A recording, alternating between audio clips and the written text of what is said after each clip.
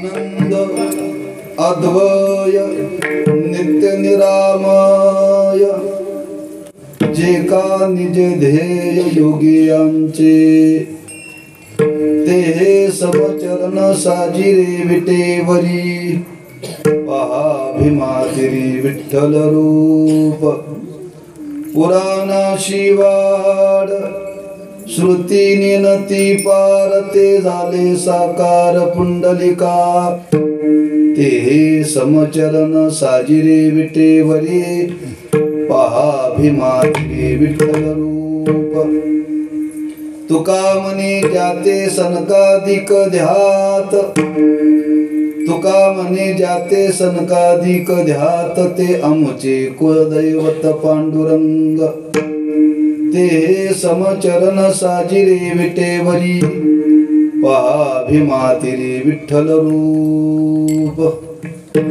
पांडुरंगा करू प्रथम नमन पांडुरंगा करू प्रथम नमन पांडुरंगा करू प्रथम नमन पांडुरंगा करू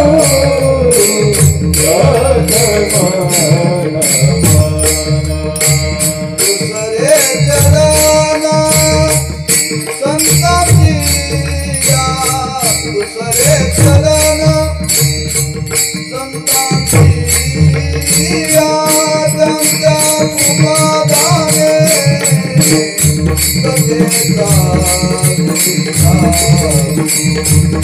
त्यांच्या कुमादाने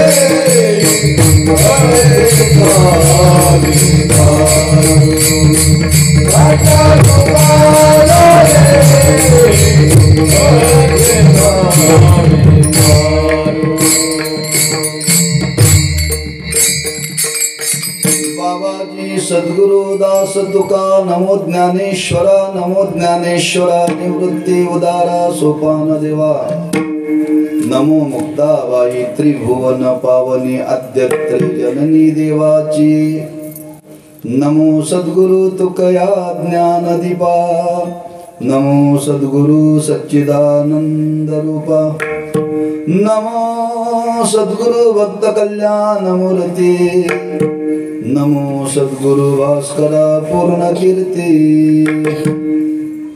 आनंद अद्वय नित्य निरामय जे का निज ध्येय योगियांचे ते समचरण साजिरे विटेवरे पहा भीमातिरी विठ्ठल रूप शिवे करता निवडलेला भंग श्रीमंत जगद्गुरु श्री तुकोबारांचा असून त्या भंगातून जगद्गुरु श्री तुकोबाराय आज ज्याची आपण उपासना करतो ज्याची भक्ती करतो त्याच्या वास्तव स्वरूपाचं वर्णन या भंगातून महाराज करतायत उत्सवाचं प्रवृत्ती निमित्त ज्या विठ्ठल रुक्मिणी मूर्तीची आज आपण जी प्रतिष्ठापना केलेली आहे त्या प्रतिष्ठापनेच्या सोहळ्याला आज 50 वर्ष पूर्ण होत आहे 50वा वर्धापन दिन श्री विठ्ठल रुक्मिणी प्रासादिक भजनी मंडळ श्री विठ्ठल रुक्माई ग्राम विकास मंडळ संयुक्त विद्यमाने यांच्या सर्वांच्या सहकार्याने हा सोहळा संपन्न होत आहे आणि त्या निमित्ताने ही कीर्तनाची सेवा आहे सेवेला तसा विलंब झालाय बर का बोलूने पण बोलतो ज्याच्या करता कार्यक्रम ठेवलाय त्याला तुम्ही प्राधान्य कमी दिलंय बर का आणि बाकीच्या कार्यक्रमाला प्राधान्य अधिक दिलेलं आहे लग्नामध्ये लग्नाच्या मुहूर्ताला महत्व द्यावं का वरातीला महत्व द्यावं? आज अलीकडे अशी पद्धत आहे, लग्न 12चं असतो, नवरदेव 1 वाजता येतोय बोल्यावर. तशातला प्रकार झालाय बरं का. कीर्तन 9 ते 11 आहे, कीर्तन 9:45 सुरू झालेलं आहे. हे संयोजनाला जुळत नाही बरं का. आपण तर मुंबईमध्ये राहणारी मंडळी, टाईम इज मनी म्हणणारी मंडळी, पण तुम्हाला आज वेळेचं बंधन पाहता आलं नाही. 50व्या वर्षाचा तुम्ही सोहळा करताना सुद्धा अजून तुमचं नियोजन ढासळलेलं आहे. 50 वर्षामध्ये काय तुम्ही शिकला, मला प्रश्न मांडायचे तुमच्या समोर. 50 वर्षापासून अवलोकन करायचं आहे. 50 वर्षापूर्वी गावाची काय अवस्था होती, माणसांची काय अवस्था होती, परिसराची काय अवस्था होती, आणि 50 वर्षानंतर काय झालं, त्याला सिंहावलोकन म्हणतात बरं का. ते करायला शिकलं पाहिजे. प्रत्येकाने जसं आपल्या आयुष्याचंही सिंहावलोकन करावं. आपल्या आयुष्याला 50 वर्ष झाली, आपल्या आयुष्याला 75 वर्ष झाली, मागं 75 वर्षामध्ये काय केलं मागं वळून बघावं बरं का. त्याला सिंहावलोकन. सिंह म्हणजे सिंह शिकार करतो आणि शिकार केल्यानंतर मागं वळून पाहतो काय शिल्लक राहिले का. त्याला सिंहावलोकन म्हणतात बरं का. तसं 50 वर्षामध्ये आपण काय बदल केला जीवनामध्ये याचं अवलोकन करण्याचा कालावधी म्हणजे आजचा हा सोहळा आहे बरं का. 50वा.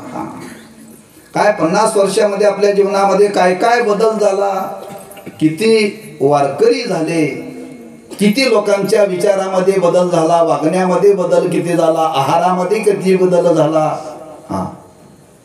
निश्चित झालेला आहे बरं का. 50 वर्षापूर्वी गावात वारकरी किती होते आणि आता वारकरी किती झाले, म्हणजे त्याचा मागोसा घ्यावा बरं का, अवलोकन करावं. त्यातल्या त्यात मानवी जीवनामध्ये त्या परमार्थाच्या साधनेतून आज सत्संस्काराची जडण घडण झाली पाहिजे बरं का. ही परमार्थाची वाटचाल आहे. मंदिराची उभारणा आपण केलेली आहे. कशा करता मंदिराची उभारणा केलेली आहे? जागा रिकामी होती म्हणून बांधकाम केलं नव्हे बरं का. आज सरकार या आध्यात्मिक धार्मिक सांस्कारिक कार्याला अनुदान देतं, लाखो कोटीच्या घरात देतं बरं का. मंदिरं बांधली जातात. मंदिरं बांधण्याचा हेतू काय, कशा करता मंदिरं बांधायची? मंदिर म म्हणजे मांगल्य बरं का, दी म्हणजे दिव्यता, र म्हणजे रमणीयता. ज्या स्थळाच्या ठिकाणी मांगल्य आहे, ज्या स्थळाच्या ठिकाणी दिव्यता आहे आणि ज्या स्थळाच्या ठिकाणी रमणीयता आहे त्याला मंदिर म्हणतात. उन्हाळ्यामध्ये झोपायला गार लागतंय म्हणून मंदिर नव्हे बरं का. सुट्टीच्या दिवशी वेळ जात नाही म्हणून पत्त्याचा खेळ मांडण्याकरता म्हणून मंदिर नव्हे बरं का. मंदिर म्हणजे एक संस्काराचं केंद्र आहे. माणसं घडवण्याचं एक ठिकाण आहे. लक्षात ठेवा, माणसं घडवण्याचं ठिकाण आहे. जगद्गुरु श्री तुकोबारांच्या चरित्राचं अवलोकन करा. त्या तुकोबारांनी आपल्या परमार्थाची वाटचाल करत असताना पहिला मुद्दा मांडला. तुकोबारा म्हणतात, मी परमार्थाला लागल्यानंतर पहिल्यांदा गावाच्या मंदिराचा जीर्णोद्धार केला म्हणतात तुकोबारा बरं का.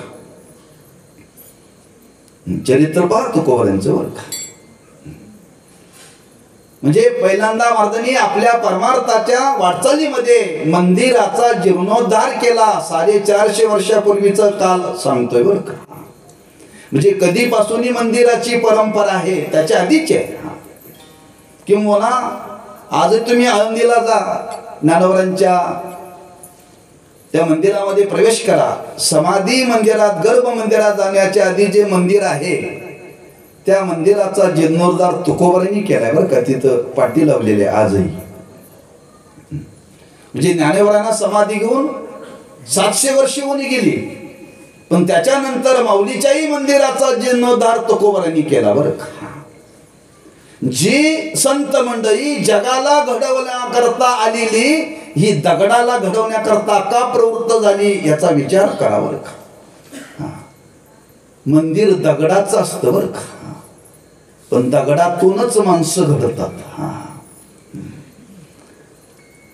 दगड आहे तो मूर्तिकार काय करतो, दगडातला नको नको तो भाग काढून टाकतो आणि जो हवा तेवढा शिल्लक राहतो त्याच्यातून मूर्ती तयार होते बरं का. तद्वत माणसाच्या जीवनातून नको नको तो दुर्गुणाचा भाग काढून टाकायचा आणि सद्गुणाचा भाग शिल्लक ठेवायचा, हाच परमार्थ बरं का. आणि हाच परमार्थ घडवण्याकरता आज आपल्या या भारत भूमीमध्ये ही मंदिराची उभारणी केली जाते, लक्षात ठेवा. आणि त्या मंदिराची उभारणी करून त्याच्यामध्ये देवतेची प्राण प्रतिष्ठा केली जाते. आपलं सौभाग्य आहे या जगताचं अधिष्ठान असणारा श्री पंढरीश परमात्मा, त्याची आज आपण या ठिकाणी स्थापना करून त्याला 50 वर्ष होत आहेत. त्याचं वर्णन करताना संत महात्म्यांनी वर्णन केलेलं आहे. जयापासून सकळ महिमंडळ हे झाले, तो एक पंढरीचा राणा नाही अनुमाना श्रुतीशी. जयापासून सकळ, ज्याच्यापासून हे सकळ त्रिभुवन निर्माण झालं, त्याची आज आपण इथं प्रतिष्ठापना केलेली आहे बरं का. कोणाची तरी नव्हे, नुसती दगडाची नव्हे, केवळ देवाची नव्हे, संपूर्ण या जगताचा भरण पोषण करणारा परमात्मा.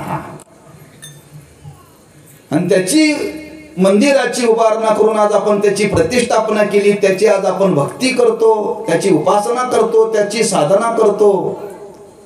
आणि ती केली पाहिजे, त्याची आज मानवी जीवनामध्ये गरज आहे बरं का. आणि ती उपासना आपल्या जीवनामध्ये घडावी हा भाव मनी मानशी घेऊन गावोगावी मंदिराची उभारणा केली जाते. आपणही ती उभारणा करून आज 50 वर्ष पूर्ण होत आहेत. या कार्यातून बरीच माणसं घडली बरं का, त्यांना आकार प्राप्त झाला. लौकिक दृष्टीने घडणं वेगळं आणि पारमार्थिक दृष्टीने घडणं वेगळं बरं का. लौकिक दृष्टीनं घडणं म्हणजे गरिबातून श्रीमंतीला येणं, आणि पारमार्थिक दृष्टीतून घडणं म्हणजे अज्ञानातून ज्ञानाकडे येणं बरं का, दुर्गुणातून सद्गुणाकडे येणं, हे घडणं आहे. आणि अशी ही समाजाची जडणघडण होण्याकरता आज या मंदिराची गरज आहे. तेव्हा आपण सर्वांच्या सहकार्याने अतिशय उत्साहाने आपण साजरा करत आहात. 3 दिवसाचा हा आपण उत्सव ठेवलेला आहे. लौकिक दृष्टीला आपण प्राधान्य दिलेलं आहे, गरज आहे, पण त्याचबरोबर पारमार्थिक कार्यालाही आज आपण प्राधान्य दिलं पाहिजे. याच्यातून माणसं घडण्याकरता, काही संस्कार घडण्याकरता एखादा उपक्रम आपण राबवला पाहिजे की मुलांच्या मध्ये हरिपाठाची स्पर्धा ठेवली पाहिजे. हरिपाठाची बघा, एखाद्या मंत्र्याच्या वाढदिवसाला क्रिकेट स्पर्धा ठेवतात बरं का. आमच्याकडे वाढदिवसाला मंत्र्याने काय ठेवलं, बैलगाडीची शर्यती. पहिलं बक्षीस 17 लाखाचं. किती? 17 लाखाचं. आमच्या बेळगाव जिल्ह्यामध्ये 15 दिवसामध्ये झालेलं 2 मंत्र्यांनी 2 कार्यक्रम ठेवले. दोघांनी 1-1 कोटी रुपये संपवले वाढदिवसाला बरं का. मंत्र्याच्या वाढदिवसाला काय ठेवावं आणि देवाच्या वाढदिवसाला काय ठेवावं हा विचार थोडासा करावा. स्पर्धा ठेवा. कशाची ठेवा? भजनाची स्पर्धा ठेवा, गायनाची स्पर्धा ठेवा, पाठांतराची स्पर्धा ठेवा, वेशभूषेची स्पर्धा ठेवा. लक्षात ठेवा, जेणेकरून माणसाच्या जीवनामध्ये संस्कृतीची उन्नती होईल. सत्संस्काराची उन्नती होईल याला प्राधान्य आज आपण दिलं पाहिजे बरं का. तेव्हा पुढच्या वाटचालीमध्ये हा विचार आपण अंमलात आणा. तेव्हा असा हा सुवर्ण महोत्सवी वर्ष या मंदिराचं आणि त्या वर्षाच्या निमित्ताने माझ्या वाट्याला आलेली याची कीर्तनाची सेवा आहे. वेळेचं भान ठेवून आपल्या समोर मी विचार मांडतोय. फक्त माझ्याकडे 40 मिनिटं आहेत. 40 मिनिटांमध्ये मी अभंगाचा भाव आपल्या समोर प्रकट करणार आहे. तेव्हा सेवेकरता निवडलेला अभंग श्रीमंत जगद्गुरु श्री तुकोबार यांचा असून या अभंगातून आज संत महात्मे समाजाला थोडीशी त्या भगवत स्वरूपाची ओळख करून देतात. आज आपण ज्याची भक्ती करतो, ज्याची उपासना करतो, ज्याची साधना करतो, तो देव नेमका आहे कसा. आम्ही आहे म्हणतो तसा देव नाही बरं का.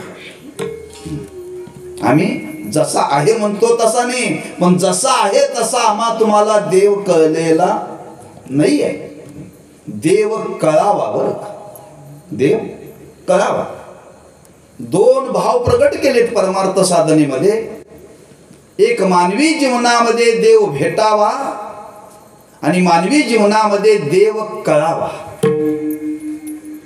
देव भेटण्याकरता भक्तीची गरज आहे आणि देव कळण्याकरता ज्ञानाची गरज आहे. हा भक्तीने देव भेटतो.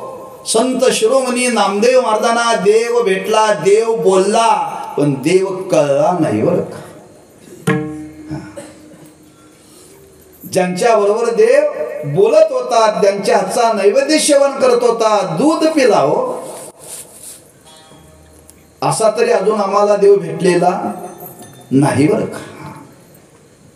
म्हणजे नामदेव महाराजांच्या बरोबर देव बोलत होता, व्यवहार करत होता, किंबहुना त्यांच्या घरामध्ये येत होता, पण नामदेव महाराजांना देव कळला नाही. जर नामदेव महाराजांना देव कळला नाही तर आम्हा तुम्हाला कळेल का. एवढी आमची तुमची भक्ती आहे. म्हणून भक्तीने देव भेटतो, पण भेटण्यावरती परमार्थ पूर्ण होत नाही. देव कळावा बरं. देव कळावा. आणि देव कळण्याकरता नामदेव महाराजांना गुरूंच्याकडे पाठवावं लागलं. शेवटी देव त्यांना कळला आणि कळल्यानंतर त्यांच्या मुखातून आलेले उद्गार आहेत. अवघी सत्ता आली हाता, नामयाचा खेचर दाता.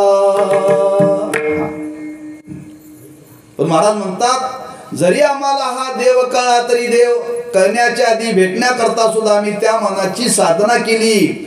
जन्मोजन्मी आम्ही बहु पुण्य केले, तेव्हा या विठ्ठले कृपा केली. म्हणून देव भेटावा, त्याबरोबर तो देव कळावा.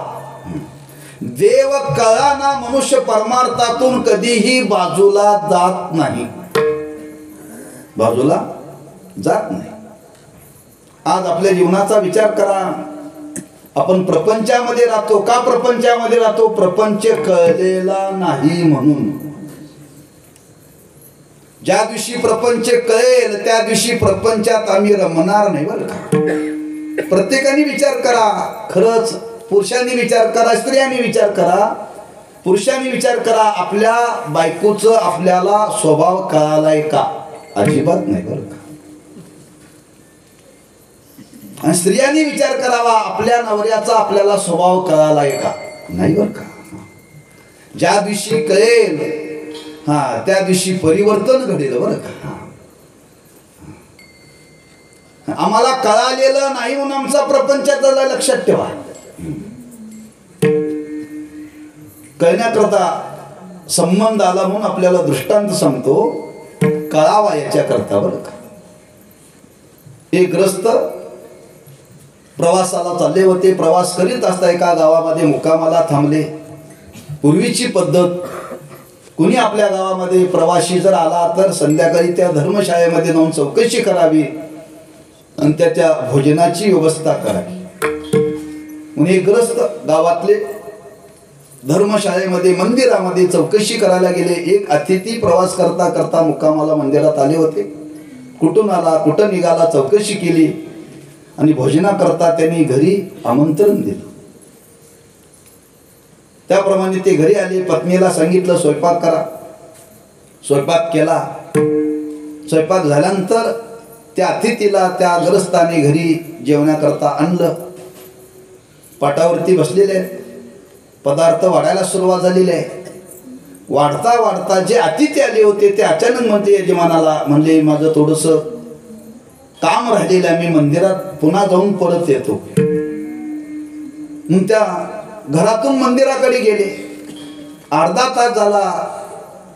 ते प्रवासी अतिथी काय येईन म्हणतो, यजमान मंदिराकडे गेला. हो का हो, आपण जेवायला बसला होता, जेवता जेवता अचानक काय काम राहिलं म्हणून निघून आला. अर्धा तास झाला अजून आला नाही, चला जेवायला. म्हणले मला जेवायचं नाही. म्हणले भूक नाही. असं कसं?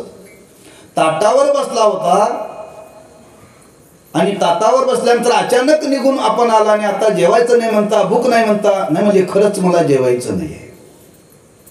मग कारण तरी सांगा ना, न जेवण्याचं कारण काय आहे? काय अपराध घडला का माझ्याकडून? काय स्वयंपाकामध्ये ऊन आहे का?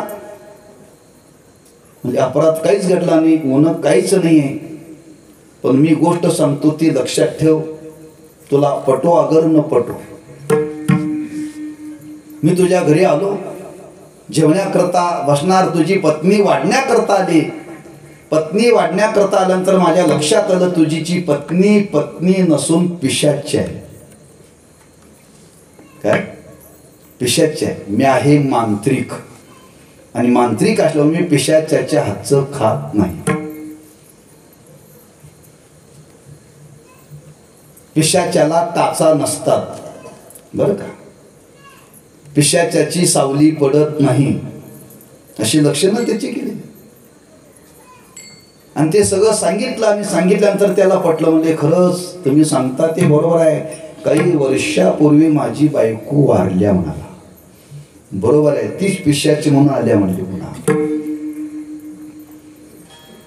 त्यानं मान्य केलं. तो मंदिरामध्ये बोलवण्याकरता आला होता. तो म्हटला आता मी घराकडे जाणार, मी तुमच्या बरोबरच येणार प्रवासाला. म्हटलं म्हणजे असं कसं? अरे तुझी बायको आहे ती, त्याच्यावर तुला संसार नाही. म्हणजे आतापर्यंत कळाली नाही म्हणून मी संसार केला, आता मला ती कळाली, आता मी तिच्याबरोबर राहणार नाही. याला म्हणतात कळणं. कळाली नाही म्हणून संसार केला. ज्या दिवशी कळाली त्या दिवशी म्हटला मी आता संसार तिच्या बरोबर करणार नाही. हे जसं संसाराच्या बाबतीत आहे तसं देवाच्या बाबतीत आहे. देव कळावा. देव कसा आहे? देव कुठं आहे? किती वर्षापूर्वीचा देव आहे? आम्हाला देव कळालेलाच नाही आहे. मंत्र माणसं काय करतात? देवळाच्या माग जाऊन पाप करतात. लोक म्हणतात देवाला मागचं काय दिसतंय? देवाला मागचं काय दिसतंय? जे लोकांची समजूत काय, देव देवळातच आहे, देवळाच्या बाहेर देव नाही बरं का.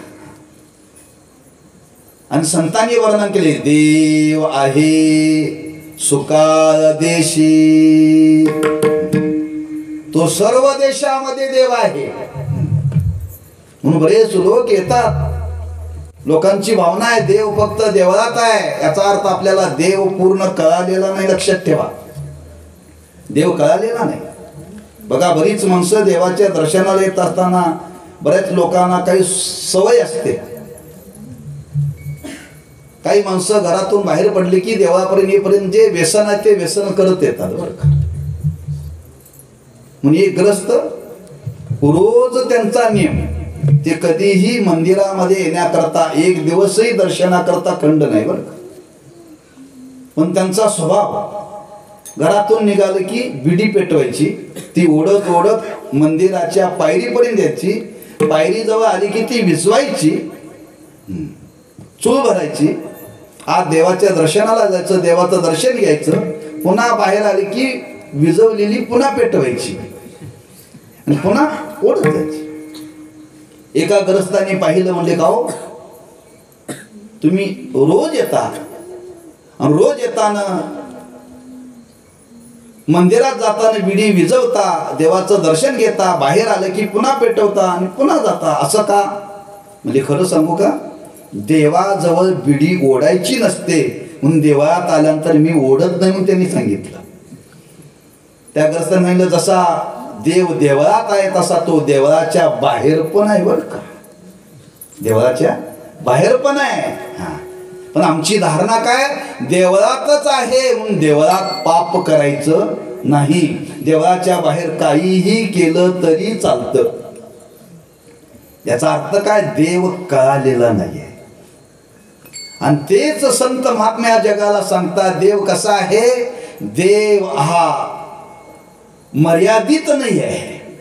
म्हणून देवाची 3 रूप सांगितली, निर्गुण निराकार, सगुण निराकार आणि सगुण साकार. आता जी आपण या भगवंताची प्राण प्रतिष्ठा मूर्तीच्या रूपाने केलेली आहे, हा सगुण साकार बरं. आणि या जगतामध्ये अदृश्य रूपाने राहून या जगताचा व्यवहार करतो त्याला म्हणतात सगुण साकार बरं. वृक्षाचेही पान हरे ज्याची सत्ता, तो देव दिसत नाही पण त्याचं कार्य दिसतं बरं का. चाले हे शरीर कोणाची सत्ते, देव दिसत नाही पण कार्य दिसतं, त्याला सगुण निराकार म्हणतात. आणि त्याच्या पुढचं देवाचं रूप आहे निर्गुण निराकार, त्याचं कार्य दिसत नाही आणि देवही दिसत नाही पण नाही म्हणता येत नाही. मग नेमका देव कोणता, जो सगुण साकार रूपाने आज मूर्तीच्या रूपाने आहे तो खरा, त्या जगताचं भरण पोषण करणारा सगुण निराकार हा खरा का, जो कार्य रूपाने दिसत नाही आणि स्वरूपाने दिसत नाही तो खरा, कोणता खरा? महाराज म्हणतात जो दिसत नाही आणि त्याचं कार्य दिसत नाही तोच खरा बरं, तोच खरा. रंग नाही, रूप नाही, नाही वर्ण छाया, निर्गुण निराकार तुझी रघुराया. त्या मूळ देवाला रूप नाही, नाव नाही, रंग नाही, गाव नाही, नाही त्याला काहीच नाही बरं का. मग आहे तरी कसा? महाराज म्हणतात कसा आहे हे सांगू का, तेच महाराज अभंगाच्या पहिल्या चरणामध्ये सांग. आनंद नित्य निरामय, आनंद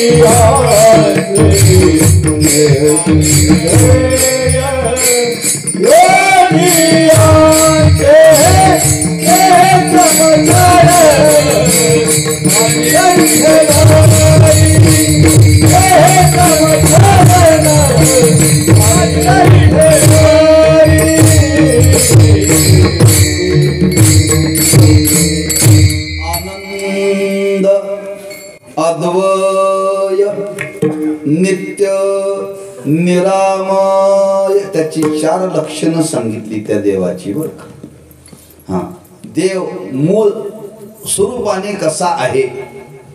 महाराज म्हणतात तो आनंद स्वरूप आहे, तो अद्वय स्वरूप आहे, म्हणजे एकुलता एकच आहे, तो नित्य आहे आणि तो निरामय आहे. हे भगवंताच्या मूळ स्वरूपाचं वर्णन केले बरं का. आनंद हेच देवाचं स्वरूप आहे. प्रश्न आहे, आनंद नाही कुठे सांगा. आनंद नाही कुठे.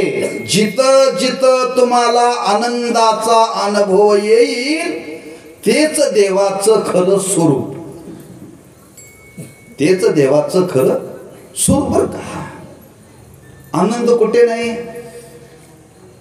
जेवताना आनंद आहे, कर्म करताना आनंद आहे, झोपेमध्ये आनंद आहे, विषयाच्या भोगामध्ये आनंद आहे. असं एकही कर्म नाही, अशी एकही क्रिया नाही की तिथं आनंद नाही. पण ते माणसं आनंद आनंद देवाचं स्वरूप न मानता त्या त्या संबंधातून आनंद मानला जातो बरं का. विषयाचा आनंद मानतात माणसं, आनंद विषयात नाही बरं का. आनंद नावाची एकच वस्तू आहे, देव. आणि जिथं जिथं तुम्हाला आनंदाचा अनुभव येईल ते देवाचं स्वरूप आहे. पण आम्हाला त्या उपाधीच्या द्वारे आलं की माणसं नाव बदलतात, नाव बदलतात. व्यवहारामध्ये कितीतरी दृष्टांत आहेत त्याला बरं का, सगळ्यांच्या अनुभवाचे. आज जिलेबी माणसं खातात, लाडू खातात, बासुंदी खातात, श्रीखंड खातात, गुलाबजाम खातात. गुलाबजाम गोड आहे का त्यातली साखर गोड आहे. जिलेबी गोड आहे का त्यातली साखर गोड आहे. बासुंदी गोड आहे का साखर गोड आहे. पण माणसं म्हणतात काय म्हणतात, बासुंदी गोड आहे, जिलेबी गोड आहे, लाडू गोड आहे. खरंच लाडू गोड आहे का. लाडू गोड नाही, साखर घातल्यामुळं गोड आहे. कशाचं केलं जातो लाडू, बेसन, त्याच्या बुंदी तयार केली जाते नाही का. आणि ते बुंदीचे गोळे तयार केले आणि तुम्हाला 1-1 किलो दिले फुकट खाचीला, साखरेचा पाक न घालता. गावरान तुपामध्ये जिलेबी तळली, फक्त पाकात नाही टाकली खाचीला. दूध आटवलं, त्यात साखर नाही घातली, तुम्हाला 1-1 किलो खवा दिला खाचीला. नाही खाणार का. त्यात गोडीच नाही. गोडी आली कुठून.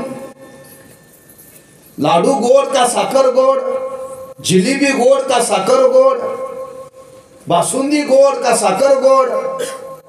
तसा देव गोड का विषय गोड. गोड नाम आनंद.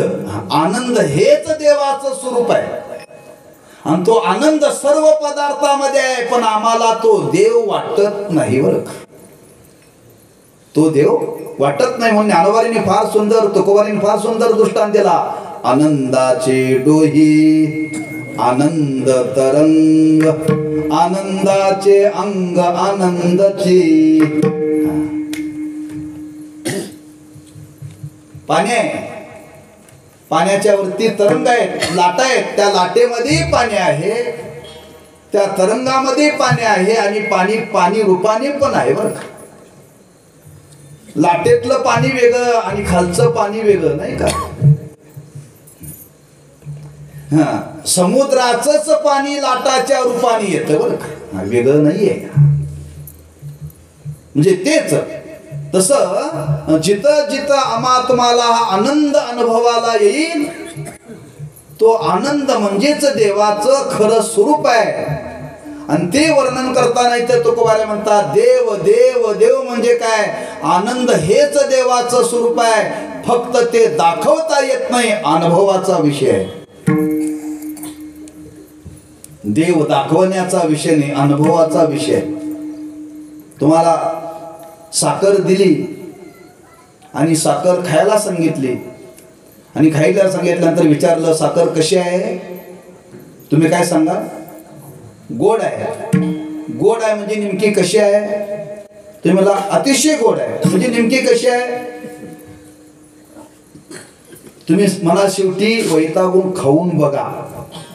काय म्हणाल, साखर गोड आहे, साखर गोड आहे, साखर गोड आहे असा 108 वेळा जप केल्यानंतर गोड लागेल,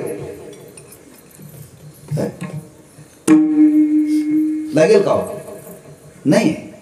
साखर गोड आहे, साखर गोड आहे असं म्हणून साखरेची गोडी कळणार नाही, ती चाखावी लागेल, ती चाखावी लागेल. तुम्हाला साखरेत बुडवून काढलं, फक्त जिभेला संबंध येऊ दिला नाही, काय फरक पडेल. म्हणजे साखर गोड आहे हे सांगून चालत, ऐकून चालत, वर्णन करून चालत, मग त्याचं काय करावं लागतं, अनुभव घ्यावा लागतो, अनुभव घ्यावा लागतो. तसा देव आनंद स्वरूप आहे याचा आपल्याला अनुभव यावा लागेल. म्हणून संतांनी हे समाजाला सांगितलं, तो आनंद स्वरूप आहे हे कथाकथित नव्हे. महाराज म्हणतात तुका म्हणे कोणी सांगे, तुका म्हणे कोणी सांगे, तुका म्हणे कोणी सांगे, तुका म्हणे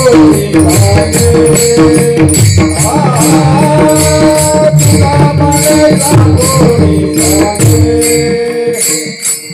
मग अनुभव आहे,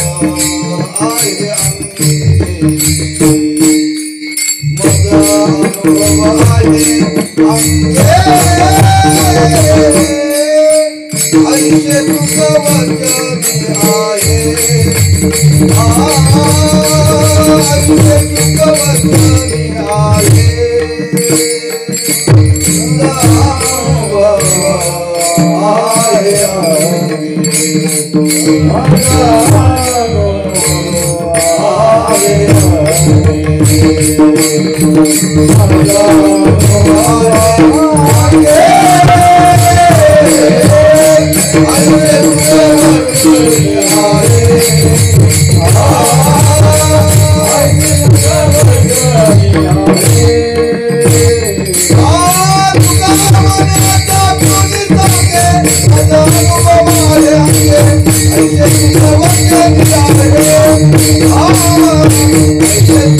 वचनी आहे, चाखुनी सांगे मज अनुभव आहे अंगे. आम्हाला तुम्हाला सुद्धा अनुभव आहे, पण हा देवाचाच आहे अशी मात्र आपली बुद्धी नाही आहे. हा झोपेमध्ये आनंद आहे का नाही, झोपेमध्ये माणसं का झोपतात, तो आनंद मिळतोय म्हणून. प्रत्येक गोष्टीमध्ये आनंद आहे. थाप टाकल्यानंतर बरं वाटतं का वाईट वाटतं, टाळ वाजवल्यानंतर बरं वाटतं का वाईट वाटतं, बरं वाटतं. म्हणजे आनंद आहे, प्रत्येकाच्या माग आनंद लपलेला आहे, पण हा आनंद म्हणजेच देव हे आपल्याला माहिती नाही. बरं, फक्त आपल्याला त्याच्याद्वारे आला म्हणून आपण म्हणतो तो विषयाचा.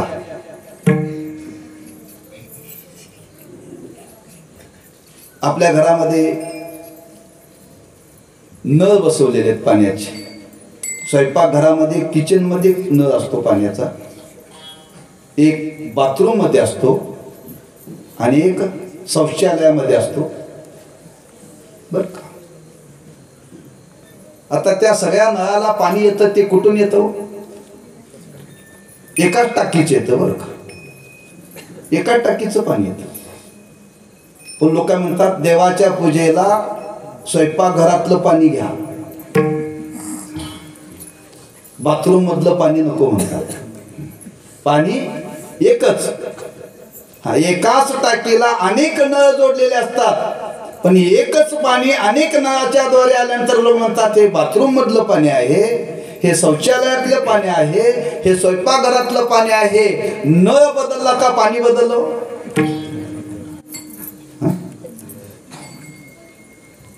नळ बदलला, पाणी तेच आहे. तसा हा आनंद विषयातून आला, हा आनंद जेवणातून आला, हा आनंद व्यापारातून आला. फक्त कर्म बदललं, आनंद एकच बरं का, आनंद एकच. तसा आनंद हेच देवाचं स्वरूप आहे आणि तो एकच आहे. विटेवरी नीट आनंदाचा कंद, तुका नाचे छंदे नाम घोष. आनंद रे विठोबा झाला माझे मनी, देखिली लोचनी विटे सहित पाऊले. अनेक ठिकाणी आनंदाचं वर्णन केले. आता कोटे धावे मन, तुझे चरण देखलिया, भाग गेला शीन गेला, अवघा झाला. का तो आनंद स्वरूप आहे बरं का. आणि तो आनंद प्रत्येकाला अनुभवाला येतो, पण हा आनंद देवाचाच आहे हे मात्र आपल्याला ज्ञान नाहीये. असा आनंद स्वरूप असलेला देवच, त्या देवाचं स्वरूपच आहे, त्याला म्हणतात आनंद बर का.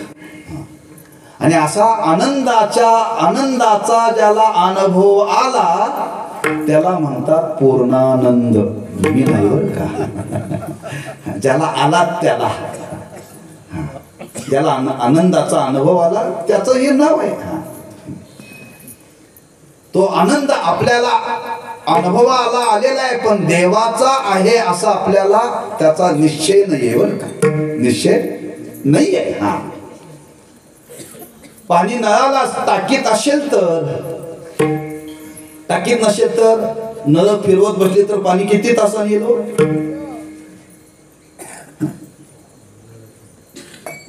टाकीमध्ये पाणी आहे म्हणून नळाला, पण माणसं काय म्हणतात नळाचं पाणी, टाकीतलं पाणी कोणी म्हणत नाही. तसं विषय म्हणजे हे नळासारखे रिकामेच आहेत बरं का. वरून त्या परमात्मा स्वरूपाचा अनुभव आला तर आनंद, पण त्याचं कोणी नाव घेतच नाही. म्हणून आज संत महात्मे सांगतात हे देवाचं स्वरूप आहे. पण हा आनंदाचा अनुभव आपल्याला येण्याचं एक ठिकाण आहे, करण्याकरता आपल्याला सांगतो झोपेमध्ये हा आनंद आहे बरं का. खरा कुठं आनंद आहे खरा? झोपेमध्ये. झोपेमध्ये कोणीही नसतं, कितीही लाखाचा मोबाईल असला तरी झोपेत जवळ असून काय उपयोगाचा. किती हजाराची गादी जरी असली तरी तो गादीवर झोपलोय का फरशीवर झोपलोय का ताटीवर झोपलोय माहिती आहे झोपणाऱ्याला. किती श्रीमंत कुळातली, किती सुंदर संपन्न असली तरी झोपेमध्ये ती शेजारी असून सुद्धा आनंद आहे. बंगल्यात आहे, गाढ झोपेमध्ये बंगला आहे का? गाढ झोपेमध्ये पत्नी आहे का? गाढ झोपेमध्ये हे ऐश्वर्य आहे का? तिथं काहीही नाही, मग आनंद आला कुठून सांगा?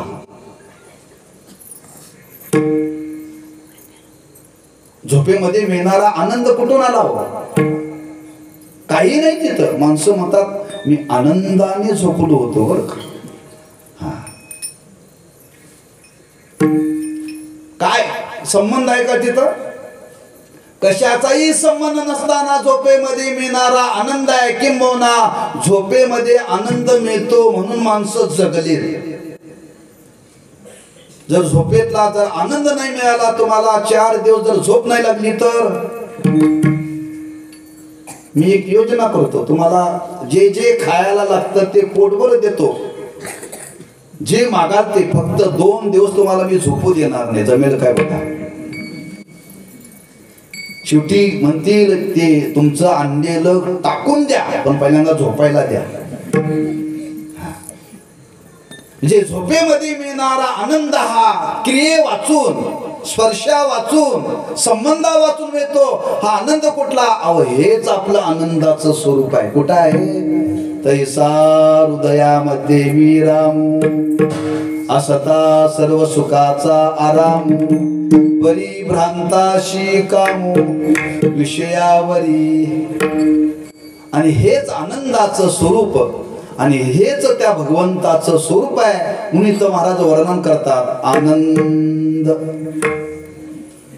त्याच्या पुढे वर्णन केले तो देव कसा? अद्वय. अद्वय बर का. वेळेचा विचार घेऊन मी फक्त 4 लक्षणाचा विचार मांडणार आहे बरं का. राहिली 15 मिनिटं बरं का. अद्वय. अद्वय म्हणजे एक. देव एकच आहे. आम्ही देव एक मानतो का अनेक मानतो? आम्ही देव अनेक मानतो, देव एकच आहे बरं का. म्हणून वर्णन केले देवाचं स्वरूप एक आहे, रूप अनेक आहे. स्वरूपाने देव एकच, पण रूपाने अनेक झाला. हा, रूपाने अनेक झाल्यावर माणसं म्हणाला की देव अनेक आहे. देव अनेक आहे. हा, स्वरूप मात्र एकच आहे. स्वरूप मात्र एकच आहे. हा, स्वरूपामध्ये कधीही बदल होत नाही. त्याला दृष्टांत दिलेला आहे बहुरूप्याचा. बहुरूपी खेड्यामध्ये येतात, पोट भरण्याकरता सोंग काढतात बरं का. कधी रावणाचं सोंग, कधी रामाचं सोंग, कधी हनुमंताचं सोंग, कधी शंकराचं सोंग बरं का. मग ते सोंग काढलेलं, ते सोंगाचा त्यांचा जो काल असतो तो सकाळी असतो, पण ती संध्याकाळी माणसं बाजारात येतात. मला म्हणतात अरे बंड्या सकाळी हा रावण झालेला बघ आज बर का. दुसऱ्या दिवशी अरे परवा हनुमान झालेला हाच बर का, राम झालेला हाच बर का. हा, एकच बहुरूपी अनेक रूप घेतो. पण बहुरूप्यात काय बदल आहे का? बहुरूप्यामध्ये काही बदल नाही बरं का. बहुरूपी एकच आहे, पण पोट भरण्याकरता अनेक रूप घेतो. गोष्ट लक्षात आली ना. हा, एकच बहुरूपी स्वतःच पोट भरण्याकरता अनेक सोंग घेतो. तसं तुकोबाराय म्हणतात भक्ताच्या इच्छेकरता, भक्ताला आनंद देण्याकरता एकच परमात्मा अनेक रूप घेतो. धरियली सोंगे अवगी पांडुरंगे, अवगी पांडुरंगे, अवगी पांडुरंगे. हरे हरे सोंगे अवगी पांडुरंगे, अवगी पांडुरंगे, अवगी पांडुरंगे.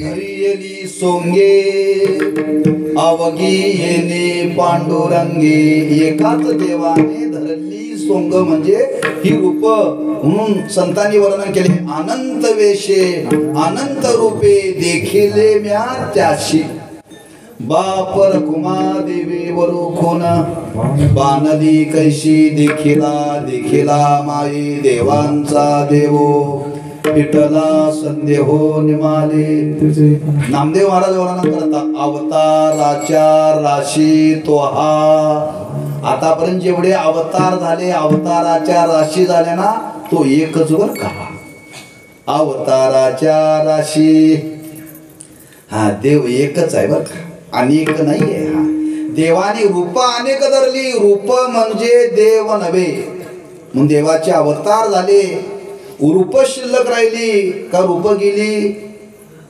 गेली स्वरूप शिल्लक राहिलं प्रभू रामचंद्राचा अवतार झाला आता आहे मूर्तीच्या रूपाने आहे हो पण प्रत्यक्ष आहे का भगवान श्रीकृष्णाचा अवतार झाला आता आहे का रूप त्याचं नरसिंहाचा अवतार झाला आता रूप आहे का वामनाचा अवतार झाला रूप आहे का स्वरूपाने आहे बरं का हा ते रूप आता नाही आहे पण स्वरूपाने मात्र तो नित्य आहे स्वरूप एक असतं रूप अनेक असतात तो महाराज म्हणतात देव अनेक नसून देव एकच आहे मग आहे कसा अद्वय एकच आहे बरं अनेक देव मानू नका हा देवाने ती रूप धारण केली आमच्या तुमच्या इच्छेकरता भक्ताला दर्शन देण्याकरता भक्तावरती अनुग्रह करण्याकरता हा पण स्वरूपाने मात्र एकच आहे देव म्हणून तर संत महात्मे सांगतात आपुला तो एक देव करुणी घ्यावा तेने बिन जीवा सुख नोही एक हा देवामध्ये अनेकत्व नाही आहे तो स्वरूपाने एकच आहे बर का तुम्ही आजही पहा बाजारामध्ये गेल्यानंतर क्षेत्राच्या ठिकाणी माणसं मूर्ती खरेदी करायला जातात गणपतीची मूर्ती असते अंबाबाईची मूर्ती असते मारुतीची मूर्ती असते मग ते घेताना लोक म्हणतात मारुतीची मूर्ती कितीला ते म्हणतो 150 रुपयाला अंबाबाईची किती 250 रुपयाला पांडुरंगाची किती 400 रुपयाला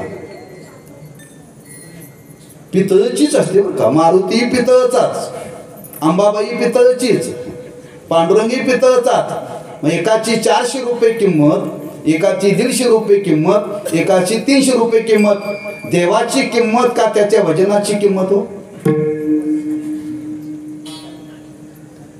तिन्ही मूर्तीमध्ये पितळ एकच आहे का नाही फक्त आकार बदलला एका पितळाच्या धातूला पांडुरंगाचा अवतार दिला म्हणून पांडुरंग त्या पितळाच्या धातूला अंबाबाईचा आकार दिला म्हणून अंबाबाई सगळी घातली कढईमध्ये आणि खालून जाळ लावला आणि ते सगळं पितळ पांडुरंग कुठं गेला हनुमंत कुठं गेला अंबाबाई कुठे गेली सगळे एकच झाले मग ते कुठं होते हो नव्हतेच हो फक्त आकारापुरते होते पण स्वरूप मात्र सर्वांचं एकच आहे बरं तसं अद्वय देव एकच आहे देवाच्या ठिकाणी अनेकत्व नाहीये आनंद अद्वय त्याच्या पुढे वर्णन करतात नित्य देव कसा आहे नित्य आहे म्हणजे त्याला नाशच नाही आहे का नाश नाही तो जन्माला आलेला नाही जो जन्माला येतो त्याचा नाश हो बारस ज्याचं केलं जातं त्याचं तेरस असतं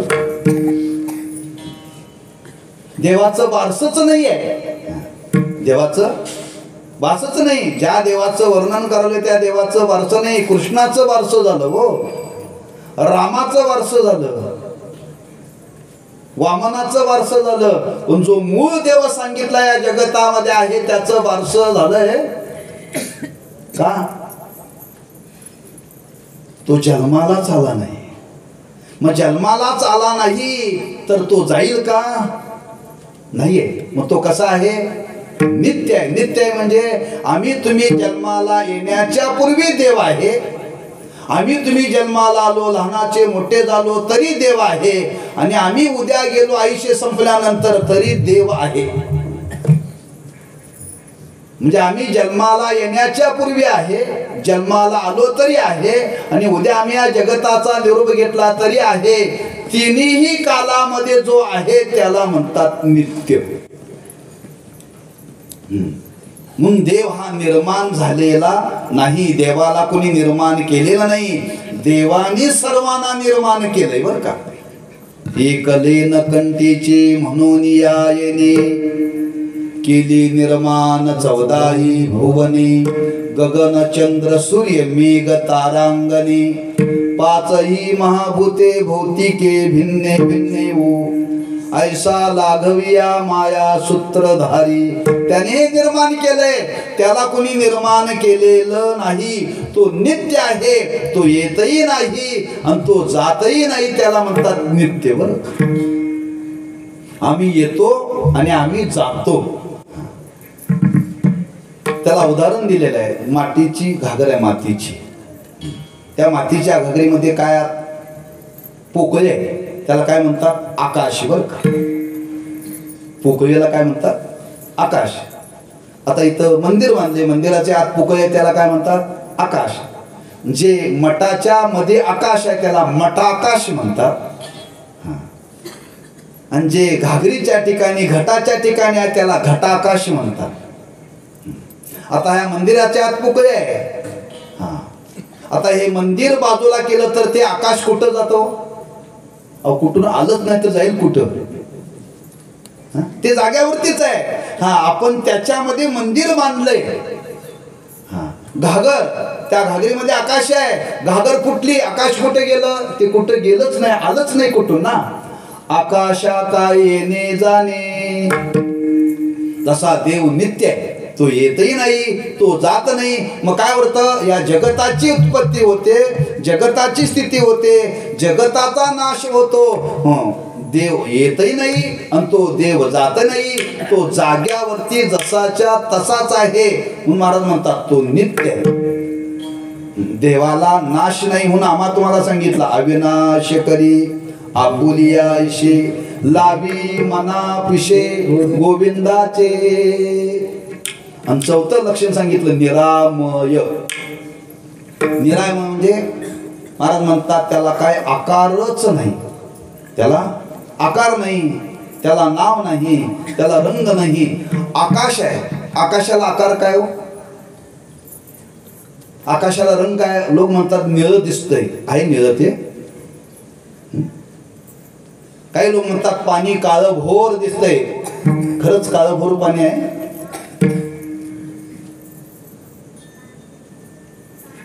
त्याला आकार नाही बरं का, आकार नाही, त्याला नाव नाही, त्याला रूप नाही. त्याला कुठं पाहता येत नाही. रूप असेल तर पाहता येतं ना, नाव असेल तर हाक मारता येते. मग त्याला आकार नाही, त्याला नाव नाही, त्याला गाव नाही. देवा नाही रूप, देवा नाही नाव, देवा नाही गाव काही कोटे. देवाला रूप नाही, देवाला नावही नाही आणि देवाला गावही नाही, तरी लोक म्हणतात पंढरपूरचा विठोबा, काशीचा विश्वनाथ, रामेश्वरचा रामेश्वर. म्हणजे आम्ही तुम्ही त्या देवाची गावं ठरवली. आम्ही ठरवली का देवानी ठरवली हो? त्याला गाव नाहीये, तो सर्वत्र आहे तसा. एकही जागा नाही की त्या ठिकाणी देव नाही बरं का. म्हणून त्याला आकार नाही, त्याला रूप नाही, त्याला नाव नाही, असा तो देव आहे. आपण आकार दिसला तर देव म्हणतो, आकार नसेल तर त्याला देव मानायला तयार नाही. म्हणून तर महाराजांनी वर्णन केले निरामय. म्हणून आम्हाला तो देव पाहता येत नाही का? त्याला नाव नाही, त्याला रूप नाही, त्याला गाव नाही. मग असा जो परमात्मा आहे कशावरून? महाराज म्हणतात जी एकांतामध्ये बसून जे योगी लोक आहेत ना, त्या योगी लोकाला जाऊन भेटा. आणि त्या योगी लोकांना जाऊन भेटा, त्यांना विचारा तुम्ही कोणाचं ध्यान करताय, ते सांगतील ज्याचं आता तुम्ही वर्णन केला ना याचंच ध्यान करतो, जे का निज ध्येय योगी याचे. योगी लोक या पांडुरंगाचं ध्यान करत नाहीत, विष्णूचं ध्यान करत नाहीत, महादेवाचं ध्यान करत नाहीत.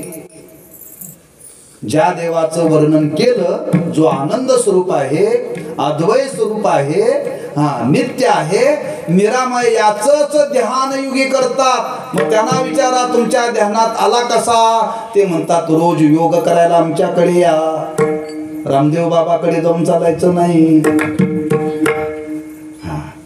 योग्याच्या ध्यानामध्ये देव आला कुठून हो? योग्याच्या ध्यानामध्ये आलेला देव तो योगी सांगतो, त्या देवाचं वर्णन करता येत नाही, वर्णन करता येत नाही. मग असा तो देव आहे. मग आम्हाला विचारलं, आम्हाला तो दिसला पाहिजे. मग महाराज म्हणतात तुम्हाला दिसला पाहिजे ना, मग तोच जो आनंद स्वरूप आहे, अद्वैत स्वरूप आहे, नित्य आहे, निरामय आहे, ज्याचं योगी ध्यान करतात, तोच कुठं उभा आहे? विटेवर उभा आहे, चंद्रभागेच्या तीरावरती आहे. ते महाराज अभंगाच्या दुसऱ्या चरणा सांगतात, ते समचरण,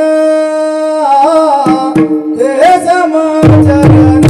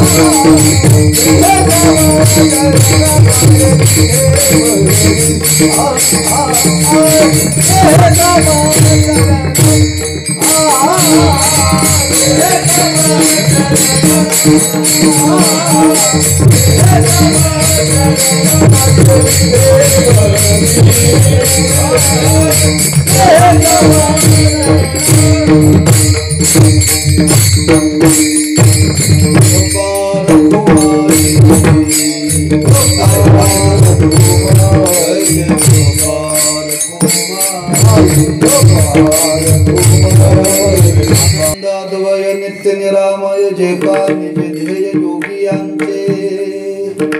असा जो मूळ स्वरूपाने असणारा परमात्मा तोच आज आम्हा तुम्हाला पाहता येत नाही, पण महाराज म्हणतात पाहायचं असेल त्याला, ते हे समचरण साजिरी विटेवरी. तोच ज्याचं आतापर्यंत वर्णन केलं ना, तोच विटेवर उभा आहे. कुठं?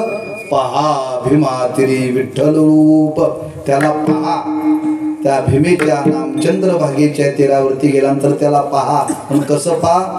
तूच आनंद स्वरूप आहेस असं पहा, तूच अद्वैत स्वरूप आहेस असं पहा, तूच नित्य स्वरूप आहेस असं पहा, तूच निरामय आहेस. आतापर्यंत केलेलं वर्णन वेगळं आणि तू वेगळा असं त्याच्याकडे पाहू नका. पहा भीमात्री विठ्ठल रूप. कशावरून हे वर्णन कोणी केलंय? महाराज म्हणतात पुराणाने शास्त्राने वर्णन केले, आणि पुराण आणि शास्त्र वर्णन करण्याकरता प्रवृत्त झाले, पण त्यांना सुद्धा त्याचं वर्णन करता आलं.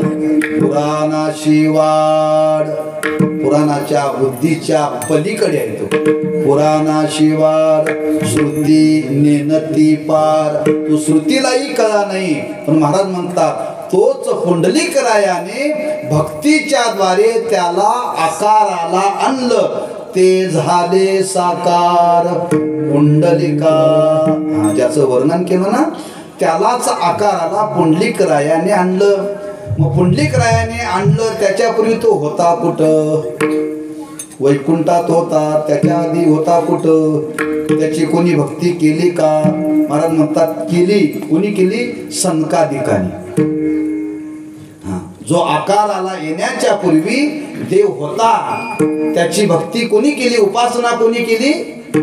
तुका म्हणे जाते सनकादिक ध्यात. सनकादिक कोण? हे ब्रह्मदेवाचे मानस पुत्र. त्या ब्रह्मदेवानी सृष्टी आरंभाला निर्माण केली. त्याच्यातून निर्माण झालेले हे 4 मानस पुत्र आहेत सनकादिक बर का. आणि त्यांनी याची भक्ती केली आणि त्यांनी यांनी भक्ती केली. त्याचीच भक्ती आज आम्ही करतो. तुकोबाराय म्हणतात आम्ही करतो म्हणजे आमच्या घराण्यामध्ये केली जाते. ते आमचे कुळदैवत. माझ्या वडिलाची मिराशी गा देवा तुझी चरण सेवा. आज पिढ्यानपिढ्याने तुकोबाराय म्हणतात आमच्या घरामध्ये याची उपासना केली जाते. आजी आमचं उपास्य दैवत हेच आहे आणि कुलदैवत हेच आहे. आणि तेच आज भीमेच्या तीरावरती सगुण साकार रूपाने प्रकट झालेलं आहे. पण जे झालेलं आहे ते कसं आहे ते महाराज वर्णन करतात. आनंद अद्वय नित्य निरामय जे का निज ध्येय योगी यांचे ज्ञानेश्वर